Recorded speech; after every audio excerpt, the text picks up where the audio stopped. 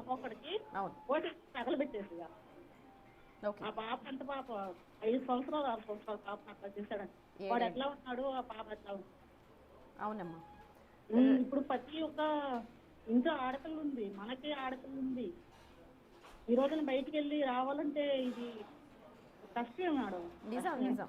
ఇప్పుడున్న పరిస్థితుల్లో ప్రతి ఒక్కరిని కూడా ఇలాగ చాలా జాగ్రత్తగా చూసుకోవాల్సిన అవసరం కనిపిస్తోంది. ఇలాంటి ఘటనలు జరిగినప్పుడు ఇంకా భయం వేస్తోంది. అరే ఏంటి, ఒక బయటకు వెళ్ళి వచ్చే పరిస్థితులు కూడా లేవు, ఒక 2 నిమిషాలు లేట్ అయినా సరే ఎక్కడికి వెళ్ళిపోయింది అని చెప్పి చాలా ఆందోళన పడుతున్నారు కన్న తల్లిదండ్రులు. ఆడపిల్లల కన్న తల్లిదండ్రులు అయితే ఇంకా ఎక్కువ ఆందోళన పడుతూ ఉన్నారు.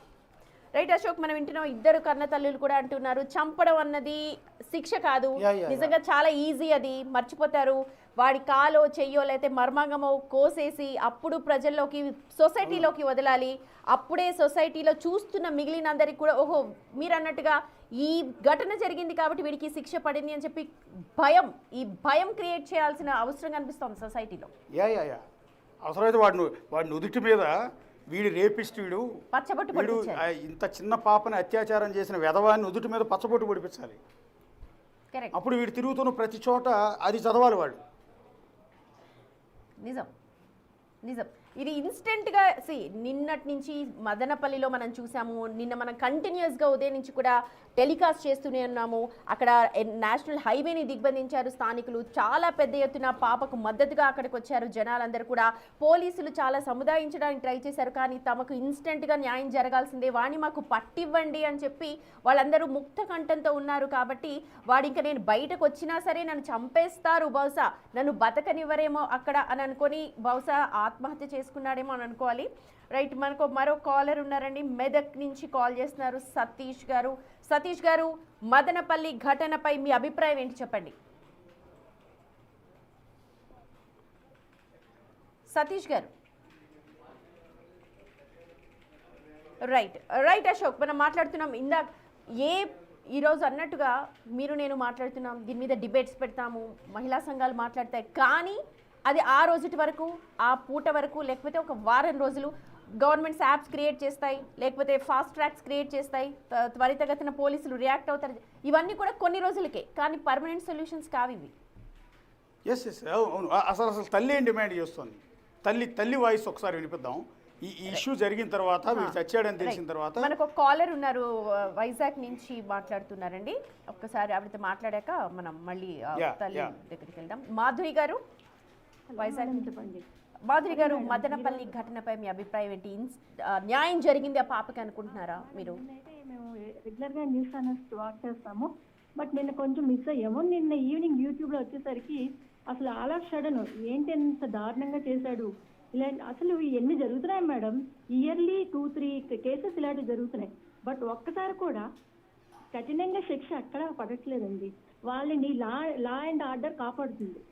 ఇప్పుడు ఈ అబ్బాయి విషయంలో కూడాను పోలీసులు ఏం చేశారనేది మనకు తెలియదు, బట్ సూసైడ్ అనేది తనకు తానుగా చేసుకున్నాడు. అంతేగాని మనం ఇవ్వాలి, మనం ఒక శిక్షణ ఇవ్వాలి, ఒక అంటే అందరూ గడిచిపోయే శిక్షణ ఇవ్వాలి.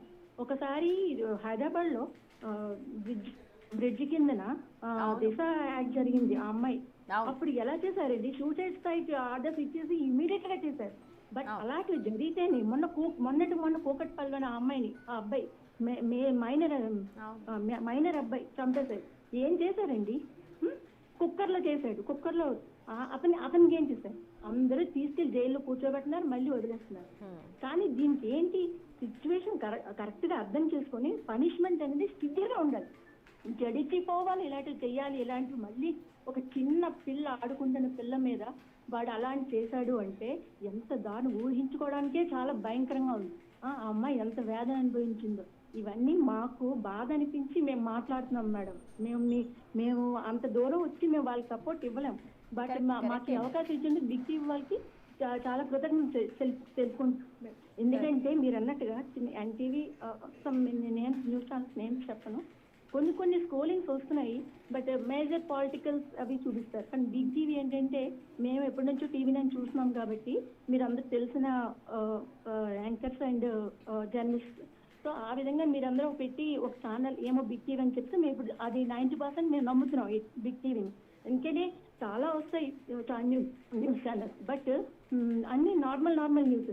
బట్ ఇదేంటంటే బిగ్ టీవీ అనేది చాలా సీరియస్గా ఏ ఇష్యూ కానివ్వండి, ఒక హైదరాబాద్ ఇష్యూ కానీ, ఒక 2 తెలుగు రాష్ట్రాల్లో ఏం జరిగినా ఇమీడియట్గా బిగ్ టీవీ పెడితే మనకు విషయం వచ్చేస్తుంది అనే దీనికి వచ్చాము ఇప్పుడు మేము. అదనమాట. అంటే ఇప్పుడు ఎందుకు చెప్తున్నా ఇలాంటివి లా అండ్ ఆర్డర్ కాపాడకూడదండి. వాళ్ళని జైల్లో పెట్టి మళ్ళీ బయటకు వచ్చినట్టుగా చేయకూడదండి.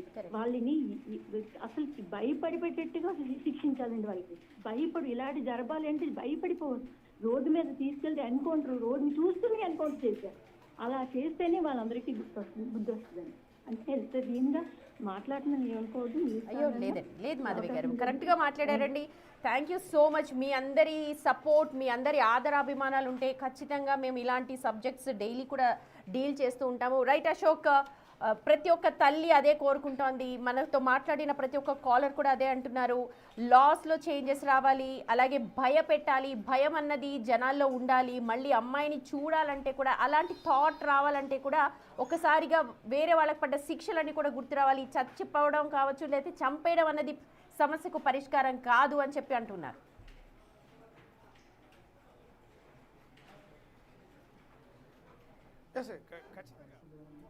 అదే అభిప్రాయం వస్తుంది. ఇప్పుడు ఎంతవరకు మాట్లాడే కాలర్స్ అందరూ కూడా అదే రకమైన ఆవేదన, అది చాలా జెన్యూనిటీతో కూడిన మనసులోంచి వచ్చిన ఆవేదన.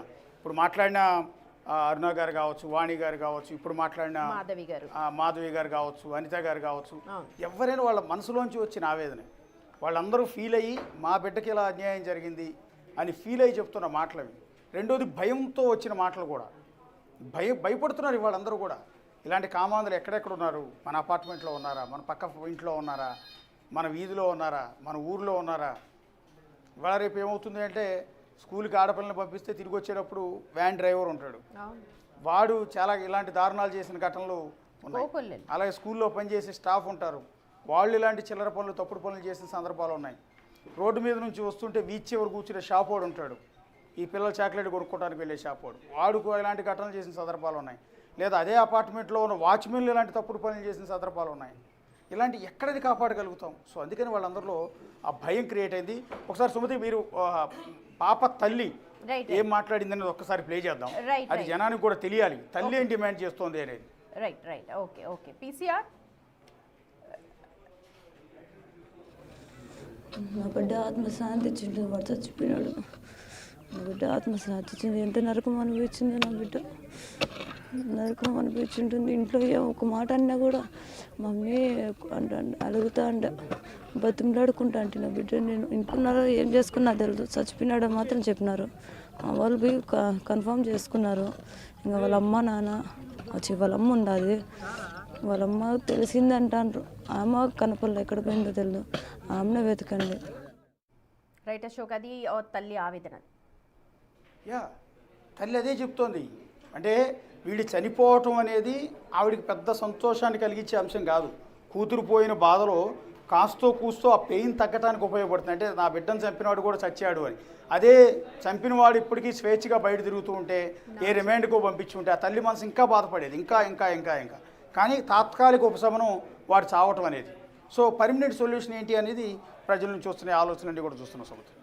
రైట్ అశోక్, ఏదేమైనప్పటికీ మదనపల్లె ఘటన చాలా క్వశ్చన్స్ని రేస్ చేస్తోంది. అండ్ బిగ్ టీవీని ఆదరిస్తున్న ప్రతి ఒక్కరికి కూడా కృతజ్ఞతలు. ఇలాంటి సమాజంలో వేళ్ళూనకపోయిన సమస్యలని ఖచ్చితంగా మీ ముందుకు తీసుకొస్తాము. మమ్మల్ని ఆదరిస్తున్న ప్రతి ఒక్కరికి కూడా ధన్యవాదాలు. ఇవి సమయానికి updates. For more updates keep watching Big TV.